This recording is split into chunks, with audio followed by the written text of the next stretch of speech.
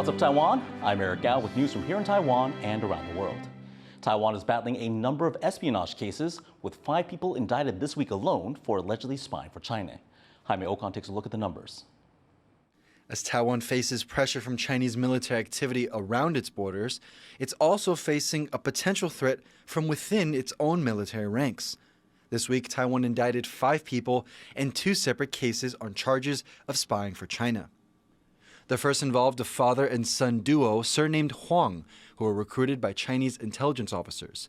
They hired 2 Taiwan Air Force officers, surnamed Ye and Su, who were paid some $6,000 and $3,000 respectively.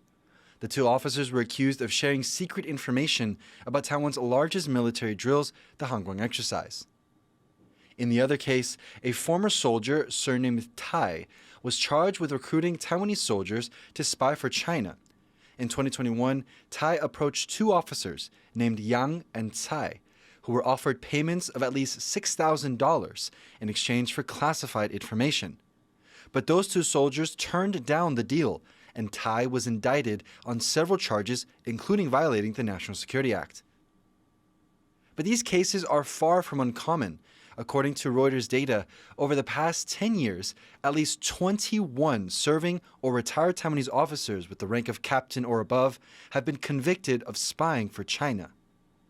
Taiwan's military is now tightening up its internal security and trying to prevent classified information from ending up in the wrong hands. Justin Wu and Jaime Ocon for TaiwanPlus. To find out more about China's increased espionage attempts in Taiwan, Sam Hui spoke to Assistant Professor Ling Ying-yo from Tankang University's Institute of International Affairs and Strategic Studies. Why China increased its espionage against Taiwan in recent years? 是不是越来越严重？说实在，我这一边倒不是这么认为。我认为其实这些东西就是一直都会有这样子存在的。你要说把它们完全杜绝，这是非常难的一件事情。那你说为什么它会有这样子感觉好像最近比较多或者什么？我觉得有一个部分或许是跟从2016年军改以后，其实中共它这一边的情报体系也有经过非常多的一些，你要说整并也好，或者整合也好，或者是变化也好，我会觉得它现在可能它的变化已经到了一定的程度，所以会变成。不是它变少，而是之前可能是比较沉寂一点。What motivates Taiwan's military personnel, active duty or not, to cooperate with China? 我想其实这一边我们可以从几个面向来看，从其实间谍或者是吸收这一种背叛的人呐，这个在历史上面是非常多的。那不管他是因为这个钱的因素，还是可能掉入女色的陷阱，或者是他对于这一个部门有一些不满，比如说升官升不上去等等，他的一个因素其实是非常复杂的。那基本上。敌国或对方都会去利用这些机会，那会希望透过这些退役人员可能会作为一个接触的机会，然后透过退役人员来跟现役人员来去做一些互动。那在这个互动的过程中间，他就有可能会去流出一些资料。那我相信全世界都有进行这样子的一个情报工作。What can Taiwan do to resist China's espionage? 可能第一个就是在这个法规上面，因为你法规是一种吓阻力，就比如说，如果我今天犯了这一种法律，那是会不会我终身俸就没有了，或者是我是一个不名誉退伍或等等的？我们平常是不是让官兵会知道说，你可能在做这样子金钱的一个关系，或者因为我相信很多其实在从军也会有部分的人从军，其实是因为这个他的一个现金，让他们知道说有些东西其实是会有一些陷阱。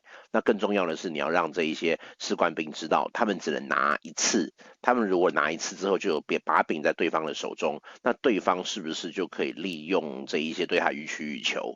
所以要让他们知道说，你今天可能贪图一时的一个意外之财，或贪图一时之便，可是这样子是无法去长久的，因为你反而会受制于他，导致你最后会没有办法脱身。That was Ling Ying-yo from Tankang University speaking to our reporter Sam Hui. Inflation in Taiwan hit almost 1.9% in July. The Consumer Price Index shows that people in Taiwan are paying less than 2% more for goods compared to July last year, just below the central bank's target. Government data suggests the lower than expected rates are due to last year's relatively high baseline for food and energy prices. But growth in the price of services, including rent, dining out, education, and entertainment, hit 3.1% in July, the highest non-seasonal growth since September of 1996. Taiwan is urging the clothing industry to recycle fabric and promote sustainable fashion. The textile industry is a major contributor to global warming. It's responsible for an estimated 10% of carbon emissions.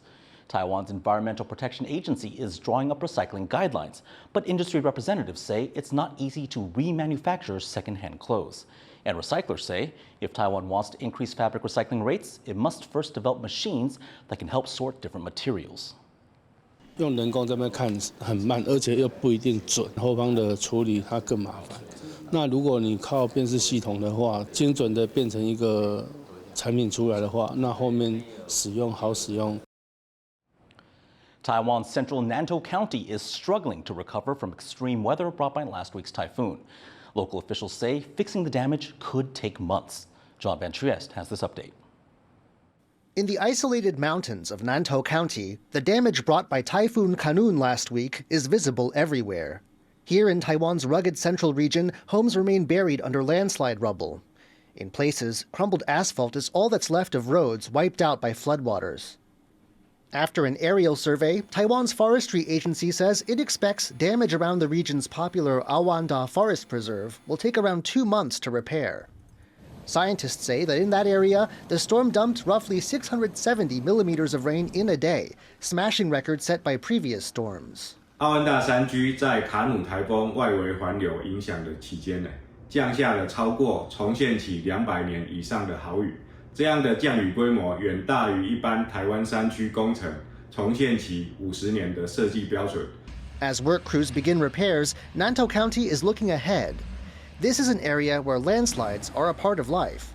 The county chief says now's the time to take stock of how the storm has shifted the terrain and where future risks might lie. 我们应该借此重新去检讨整个仁爱乡未来在整个的开发上面，还有包括在整个的观光的景点，包括在民众的安置上面，应该怎么做更有效的一个这个管理。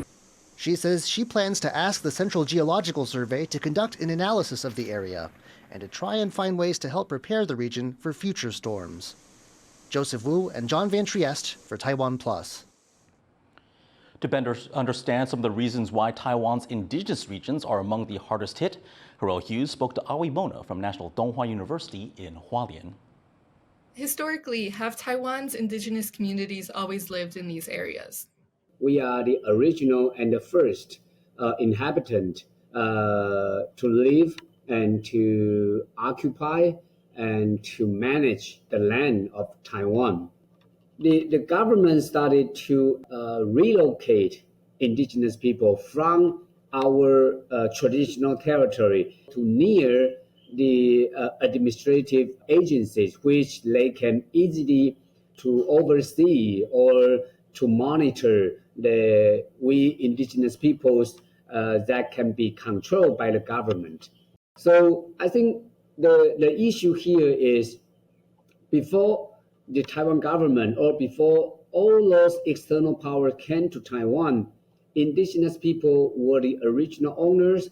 We live in harmony with the land according to our legal traditions. These areas are more prone to landslides. How has land development affected these indigenous lands? Indigenous people has the interdependence relationship with the land.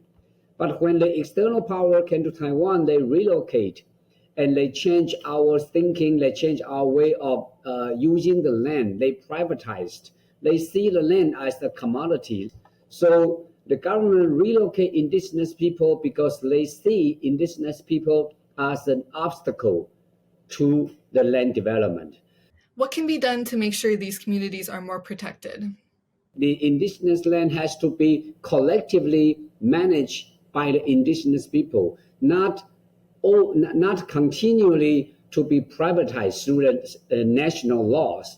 So even our indigenous people's basic law has already mentioned indigenous people have right to land and natural resources, which means we are the guardians. We should govern our traditional territory by our legal traditions. That was Harrell Hughes speaking with Aoi Mona with National Donghua University. Authorities in Taiwan's south are facing a titanic task cleaning up their beaches, but their efforts to be good to Mother Nature are being hampered by Mother Nature. Bryn Thomas takes a look. Oyster racks, plastic bottles, driftwood, and styrofoam. Ocean trash has been piling up along southern Tainan City's 68 kilometers of coast. It's both a problem and an eyesore. Local authorities say that since the beginning of July, they've already collected nearly 220 tons of trash, but their efforts to clean up the environment have been hindered by the environment. And now, in the wake of July's Typhoon Doksuri, what little progress had been made is proving to be just a drop in the ocean. 5号台风一开始的时候，它是吹东南风，所以它把很多过去我们比较零散在一些地方的全部都聚集来。那这些垃圾的量非常吓人，你如果说靠志工100人、200人，这是清不完的。所以我们其实是希望政府在这段时间，因为它非常聚集，所以你只要出动机具，好去就可以快速的清除。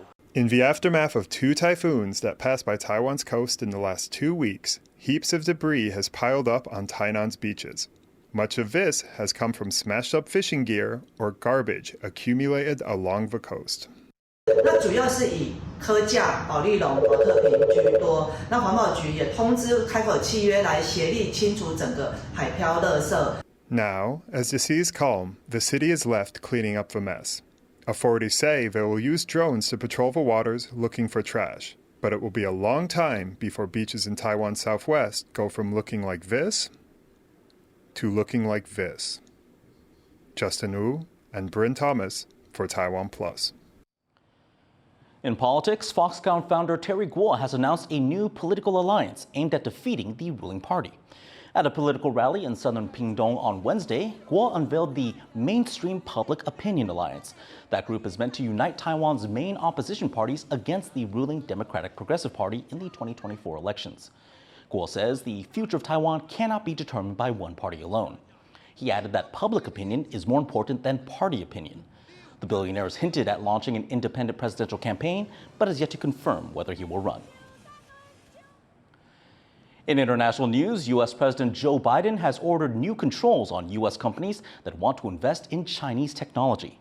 The executive order mainly targets U.S. venture capital and private equity firms. It aims to prevent resources from flowing into areas that could help modernize China's military, including advanced technologies like semiconductors and AI.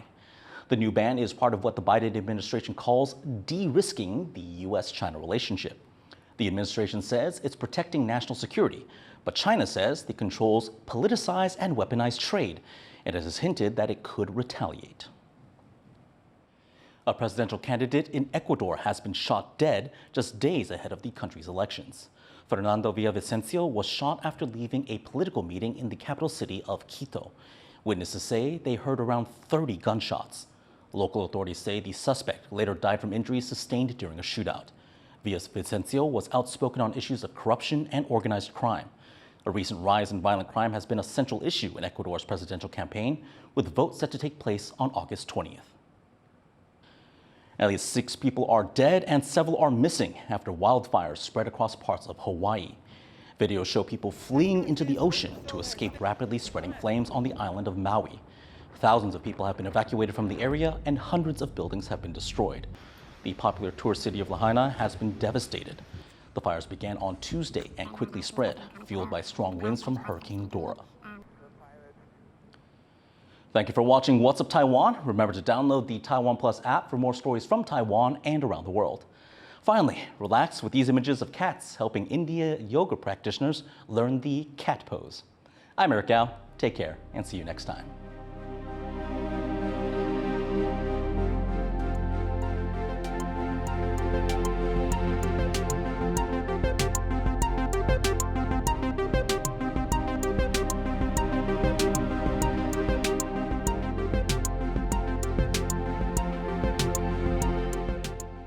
Thank you for watching Taiwan Plus. Be sure to follow us on social media for more stories from Taiwan and around the world.